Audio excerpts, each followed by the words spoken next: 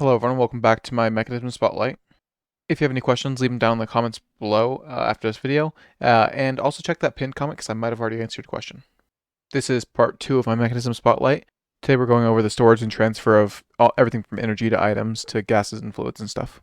Next Saturday we'll be going over Mechanism's machines and upgrades, and next Tuesday we'll be doing a spotlight on FTB quests. On every following Saturday we'll be doing another Mechanism mini spotlight until we have everything covered in the entire mod. As always, don't forget to check the recipes in your chosen mod pack as they may vary, because mod pack authors often change recipes. So always make sure to use the recipe mod given in the mod pack, whether that be REI or JEI, and if you want to see my spotlight on REI, it can be up in the iCard. So first let's start with some of the tools you'll use for pretty much all of these types of things. So first we have the configurator. You can sneak scroll to change the mode. As you can see right above my hotbar, you can see the different types, as well as in the bottom left hand corner you might see a tiny little text. That also says the exact same thing. It just always stays up even when the middle text fades. This tool can change the properties of cables of all types. It can change the input or output mode of a cable. It holds a charge of up to 24,000 FE. Next up we have the network reader, which, as the name implies, it reads the information of all the connected cables. Now let's move on to the energy section here. So there are wires of each type of each of these things, and they're called different things. So the energy ones are called the universal cables. I'm just showing the basic tiers, but they all have crafting recipes to be crafted up to higher tiers. And you can find like the transfer rates in the tooltip, as well as you can find the recipes in the recipe mod. So the universal cables obviously transfer energy. So like this basic one by default transfers 3.2 thousand FE a tick. Then there's the energy tablet, which is the manual energy transfer. So you put this in a block to take some energy out, and then you put it in a different block to basically put the energy into the other block. And this is often used as a crafting ingredient as well. Then we have the energy cube.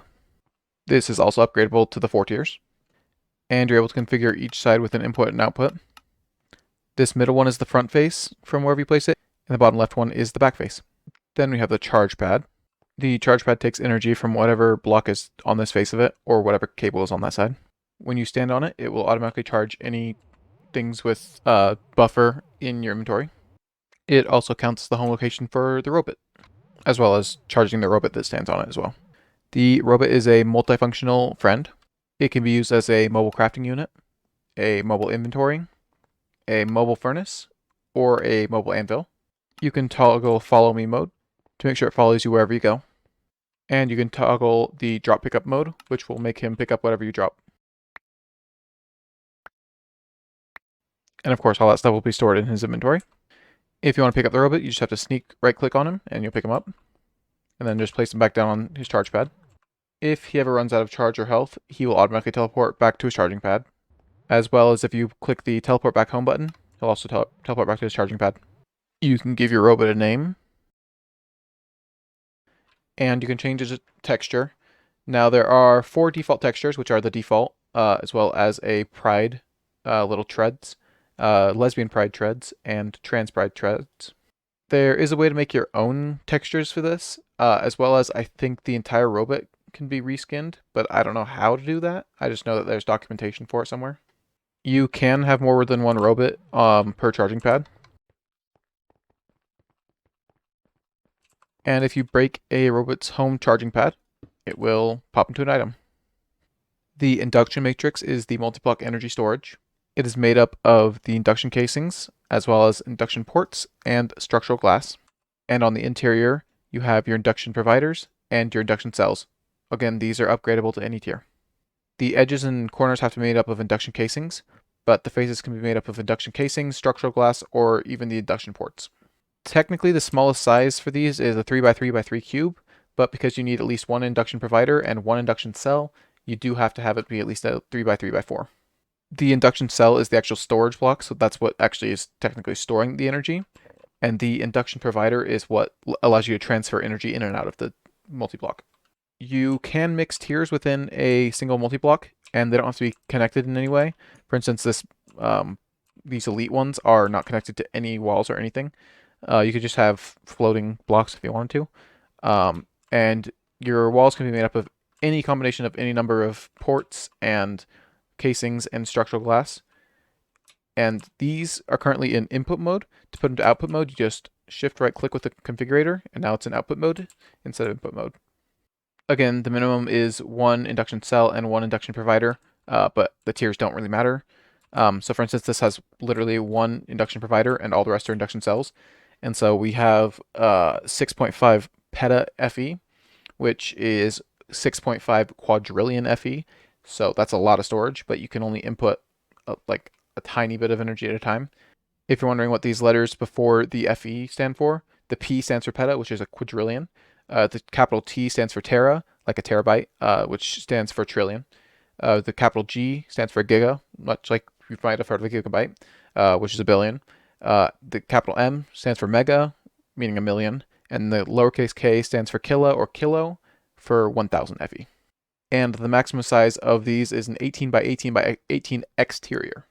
Now, I've combined fluids and gases together because they are extremely similar in their storage. For instance, the multi-block is the same blocks for storage, and then also the same like manual storage is the same.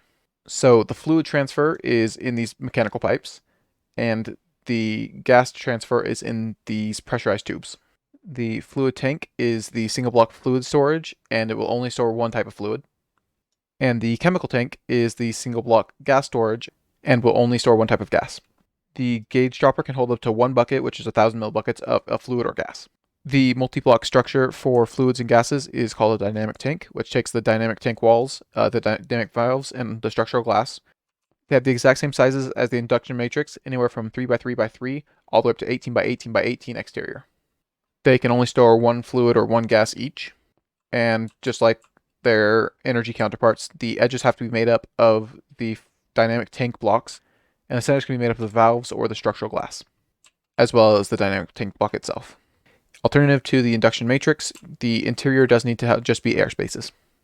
The final storage for the gases is this radioactive waste barrel, which is the safe way to store and decay your spent nuclear waste, which you get from nuclear fission, which I will show in a future video.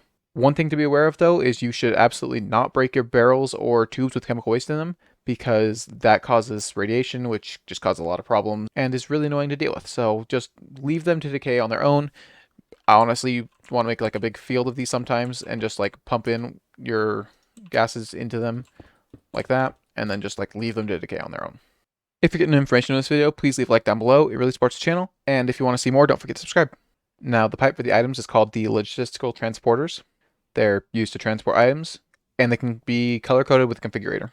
The logistical sorter uses this color coding of the logistical transporters to sort items using a filtering method. The filtering method is the same as the digital miner, so I'll go over that during the next video when I go over the machines, including the digital miner. Next up, we have the personal chest and the personal barrel, which function the exact same way. You right-click once to own the item, and then you basically own the item, and then you have basically a double chest worth of storage space, and they're both the exact same. You do have these security protocols. They're on pretty much all the machines. And so there's the public, which means anyone can access it, which means if you place it down, anyone can access this. And then there's private, which means only you can access it. And then there's trusted, which can be accessed by anyone on the trusted list. And you can alter the trusted list for yourself in the security desk. Now, we also have the bins, which, again, are a single block item storage. And they have all 4 tiers once again, but they only store one type of item. Next, we have the QIO system, which I have never played with.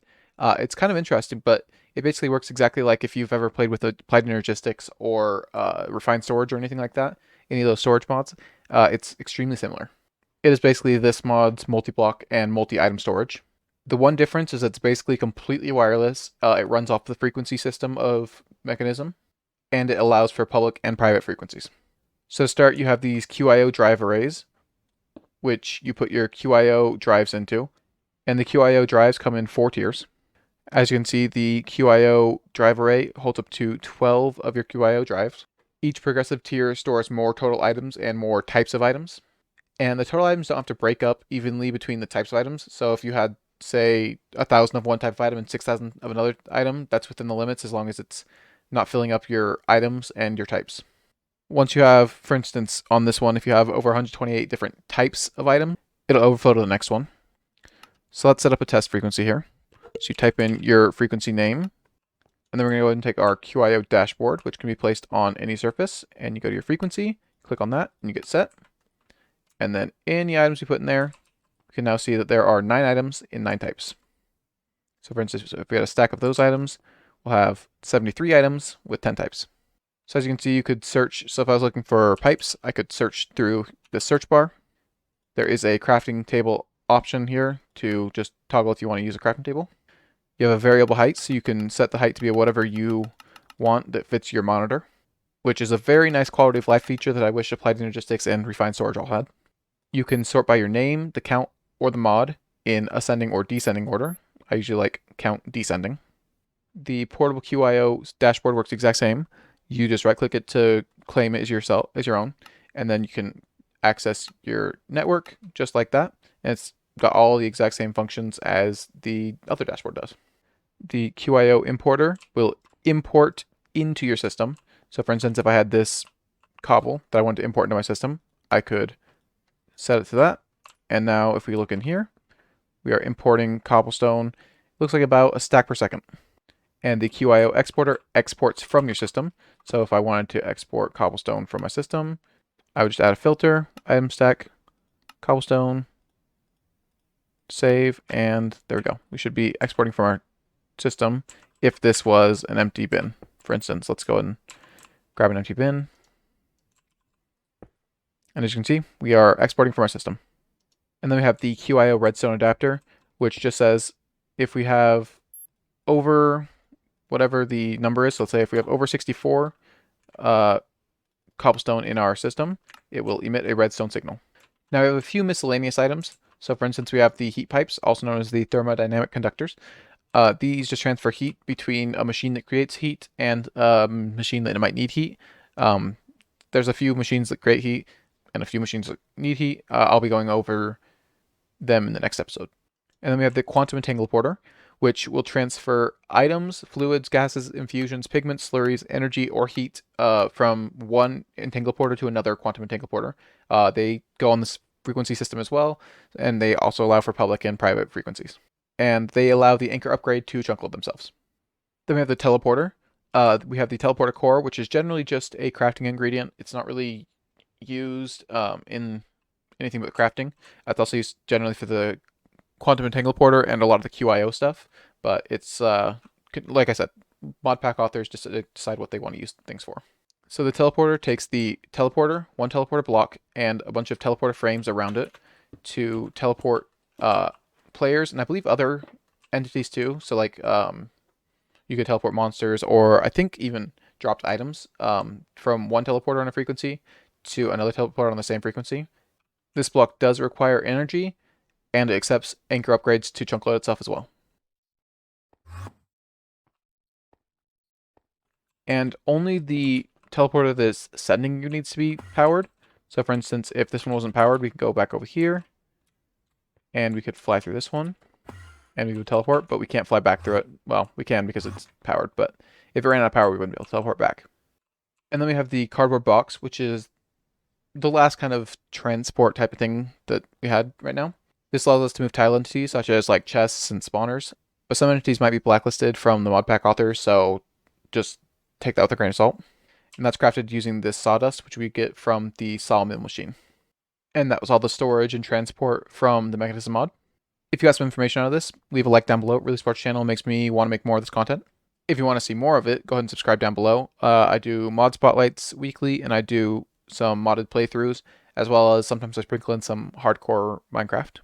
Thanks for watching. I'll see you on Tuesday for the FTB Quest Spotlight, or on Saturday for the next part of the Mekanism Spotlight.